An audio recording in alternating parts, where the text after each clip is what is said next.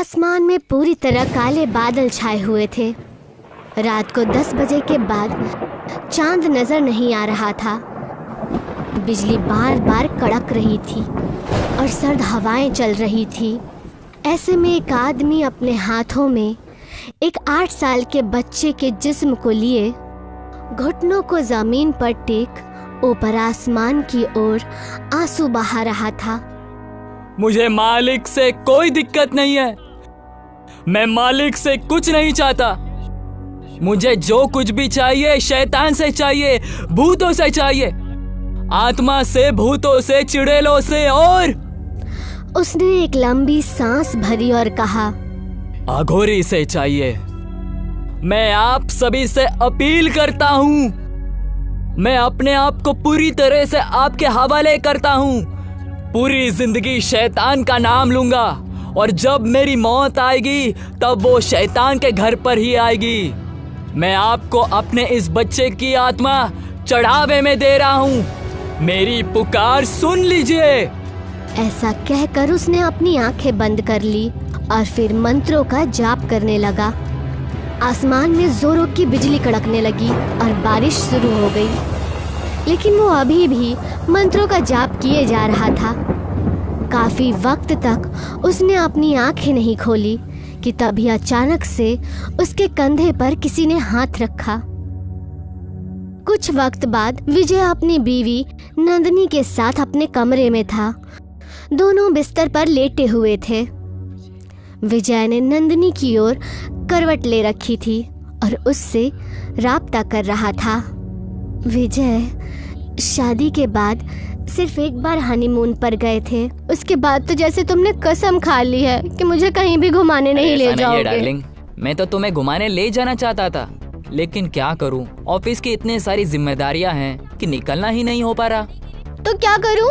घूमने जाने के लिए एक अलग हस्बैंड रखूं क्या? तुम भी ना नंदिनी, कुछ भी बोल देती हो। कम से कम सोच समझ कर तो बात किया करो। तभी उन दोनों को किसी के हंसने की आवाज सुनाई दी और वो दोनों खौफजदा हो गए। कौन है? तभी फिर से वही हंसने की आवाज आई और घर की सभी लाइट बंद हो गई। कोई है यहाँ? ये लाइट कैसे चली गई? थोड़ा सब्र करो विजय, मैं अभी तुम्हारे सामने आ जाऊंगी। What the hell are you? विजय के ऐसा कहते ही लाइट्स वापस आ गई और विजय ये देखकर हैरान रह गया कि नंदिनी अब कमरे में नहीं थी। नंदिनी, नंदिनी, कहाँ हो तुम? विजय, जल्दी से अपनी नंदिनी को ढूंढ लो वरना वो जिंदा नहीं बचेगी। ये सुनकर विजय तेजी से कमरे से बाहर निकला। नंदिनी हॉल में भी कहीं नजर नहीं आ रही थी और वो हंसने की आवाज अभी भी लगातार उसे सुनाई दे रही थी। कौन हो तुम और मेरी नंदिनी कहाँ है? नंदिनी मेरे ही पास है विजय, ढूंढो मुझे, कहाँ हूँ मैं मिल जाऊंगी तो नंदिनी भी मिल जाएगी, लेकिन थोड़ा जल्दी करो ना। विजय ने ध्यान से सुना तो ये आवाज स्टोर रूम से आ रही थी। वो तेजी से स्टोर रूम की तरफ भागा और जैसे ही उसने दरवाजा खोलकर उसने अंदर कदम रखा, सामने का मंजर देखकर उसकी रूह कांप उठी। उसने देखा कि नंदिनी का बिना सर का जिस्म जमीन पर पड़ा हुआ है और सामने एक खूबसूरत लड़की अपने शरीर पर बेहद हल्के और कम कपड़े पहने हुए खड़ी हंस रही है। उसके एक हाथ में नंदिनी का कटा हुआ सर और उससे खून टपककर जमीन पर गिर रहा था। विजय, तुमने आने में देर कर दी। देखो, तुम्हारी नंदिनी तो खत्म हो गई। नंदिनी!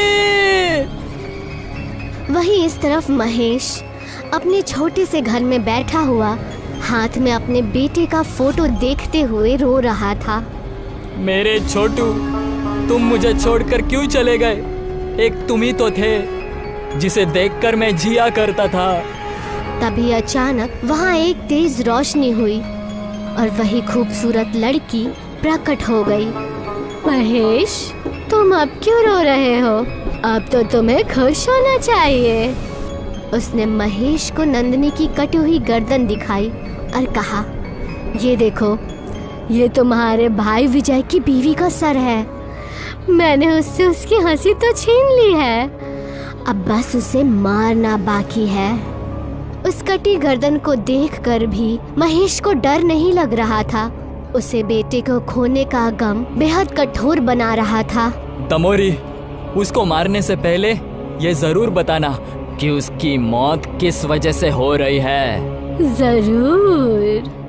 ये कहकर दमोरी वहाँ से गायब हो गई और महेश को अब थोड़ी राहत सी मिली। अब्बू, अब्बू, क्या आप मुझे सुन पा रहे हैं? अचानक से महेश को उसके मरे हुए बेटे की आवाज सुनाई दी और वो चौंक पड़ा।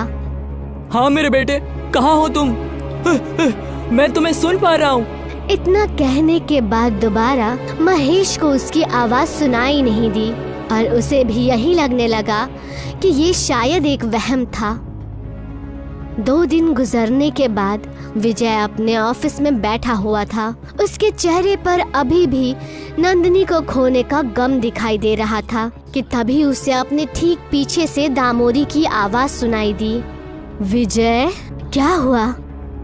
तुम्हें तुम्हारी बीवी की याद आ रही है?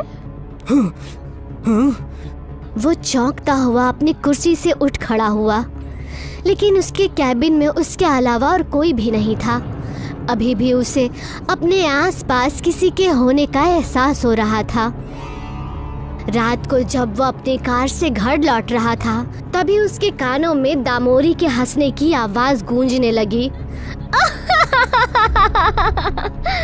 वो चौंक पड़ा और उसने रियर व्यू मिरर में देखा तो दामोरी उसके पीछे वाली सीट पर बैठी हुई। उसने बाहर भागने के लिए दरवाजा खोलना चाहा, लेकिन दरवाजा खुल नहीं रहा था और पीछे बैठी हुई दामोरी जोर जोर से हंसी जा रही थी। आखिरकार उसने हार कर अपने कांपते हुए होठों से कुछ शब्द निकाले। कौन हो तुम? क्यों मेरी नंदिनी को मारा और क्यों मेरे पीछे पड़ी हो? ये सुनकर दामोरी उसके चेहरे के एकदम करीब आ गई और बोली, याद करो, 6 दिन पहले कोई तुम्हारे पास मदद के लिए आया था और तुमने उसको क्या जवाब दिया था? अब विजय ने अपने दिमाग पर थोड़ा जोर दिया और 6 दिन पहले का दृश्य किसी फिल्म की तरह उसकी आंखों के सामने आ गया। विजय अपनी बीवी के साथ हॉल में बैठा हुआ था। उसके पास महेश अपने छोटे बेटे छोटू को हाथ में उठाए हुए लेकर आया। छोटू के मुंह से खून निकल रहा था और वो बेहद बुरी हालत में था। विजय भैया, पापा के मरने के बाद आपने मुझे घर से बाहर निकाल दिया और सारी जायदाद खुद ले ली। मैंने तब भी आपसे कुछ नहीं मांगा, लेकिन आज मुझे पैसों की सख्त जरूरत है। मैं अपने पास जमा किए हुए सारे पैसे इसके इलाज में खर्च कर चुका हूँ, लेकिन अब मुझे इसे शहर किसी अस्पताल में भर्ती करना पड़ेगा। आप बस मुझे 20,000 रुपए दे दीजिए, जिससे मेरी थोड़ी मदद हो जाए। अगर एक बार तेरी मदद कर दी ना, तो फिर तू बार बार मुझसे किसी न किसी बहाने से पैसे मांगता ही रहेगा।